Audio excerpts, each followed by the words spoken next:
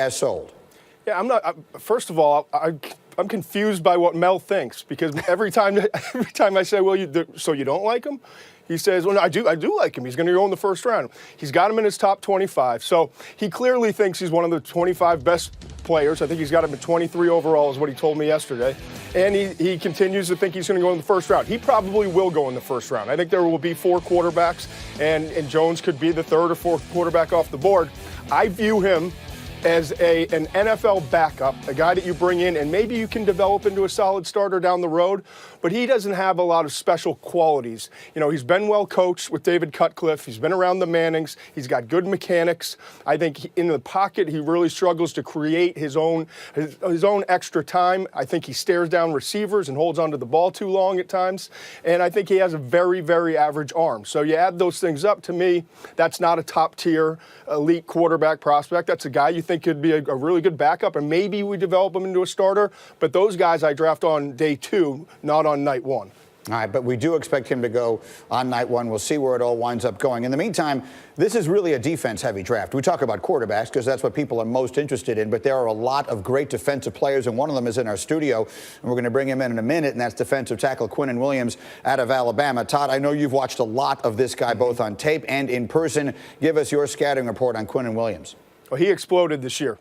I thought Quinnen was the best defensive player at any position in all of college football this year. You look at all the big games where he needed to step up. LSU, Georgia, the playoffs, before he injured his hand, he was the most dominant player on the field. And I expect that to continue in the NFL. Now, you might have a quarterback in Kyler Murray. That's what we think going number 1 to Arizona.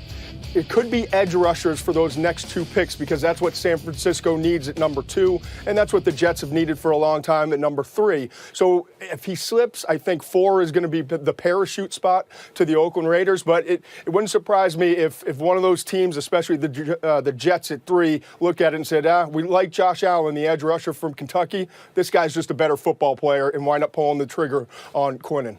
Yeah, we've seen the importance of the defensive tackle position maybe magnified by the brilliance of Aaron Donald. Maybe some teams decide to look in that direction. McShay, well done. Thank you. Always our pleasure here, and we'll keep talking to you as we work our way towards the draft next week. Meanwhile, Laura has a special guest.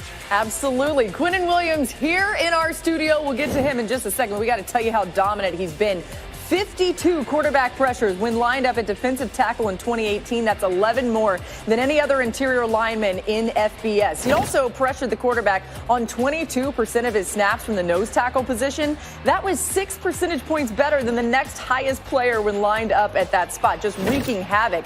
He's the number 2 prospect in the draft, according to both Mel Kiper Jr. and Todd McShay. They agree on that, and they have him going 4th overall, as you just heard McShay talking there to the Raiders in their latest mock draft. Could go, of course, as early as 3. I mean, who knows? Dan Orlovsky right here has said you're the best player in the draft, so maybe it should go number 1 overall. There's some quarterbacks in there too. But Quinnen, I want to start with this. You were relatively unknown like 7 months ago, and you just burst on the scene. What has that been like for you this past year, and then even in this draft process? It's just been a blessing, man. Just come from being not a starter to a starter right now. It's just been a blessing, and just taking in everything and having fun with it, everything, all the visits, and seeing the new cities and this and that, and seeing like the star players on different teams, and getting the chance to meet my idols like Terrell Suggs and Jamal Adams and different people like that. So it's just been taking it all in. What do you think made the difference for you in your game that allowed you to just jump to that next level and be what you are now?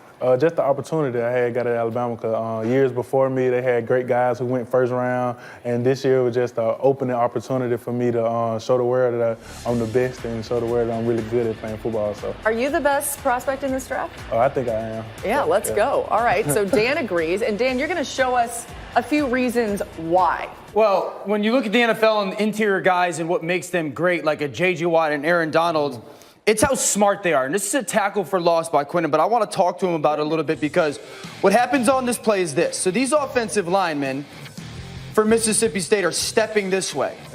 For some reason, and Quinnen, I want you to tell me why I'm seeing you, because this is you right here. Why are you, these guys are stepping this way to go to the run.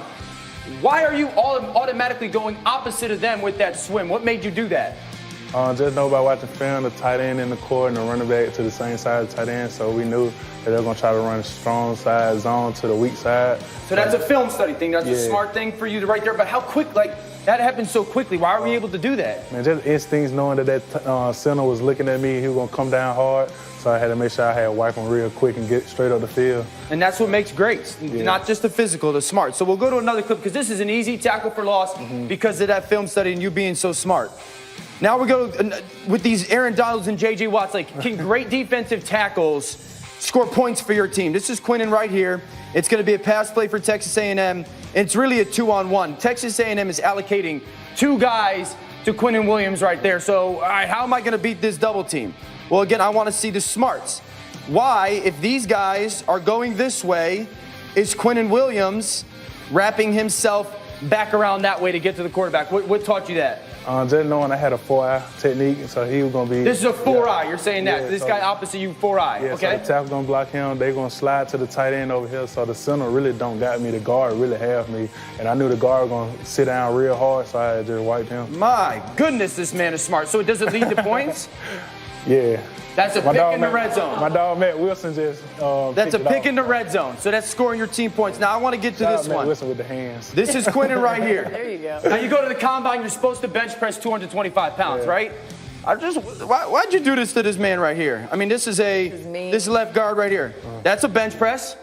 That's one bench press. And then let's go to number 2. So, like, did you tell the combine, listen, I don't need to do 225, just bring this guy and I'll bench press him a bunch? Like, and then why you do this to Drew Lock? You swallow him up.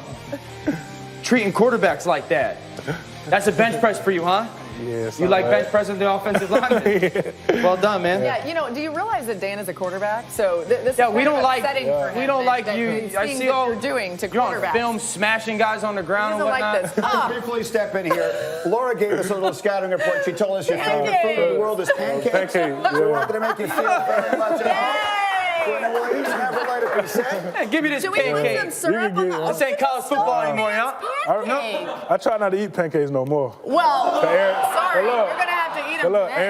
Aaron Donald set the standard for like all D lineman bodies. So what's in the diet now if you're not eating pancakes? Man, you got wheat Well, I'll eat pancakes this now. then. Wheat You got- pancakes? Oh, so Yeah, these are You might be white able to do meal. that stuff to college guys, but that's about it, huh? These are good. Greedy doesn't eat pancakes. No, either. It's okay. I'm sort of eschewing carbs right now. But listen, I just have one simple phrase. 3 to the Jets. That's all I'm looking for. Thank you.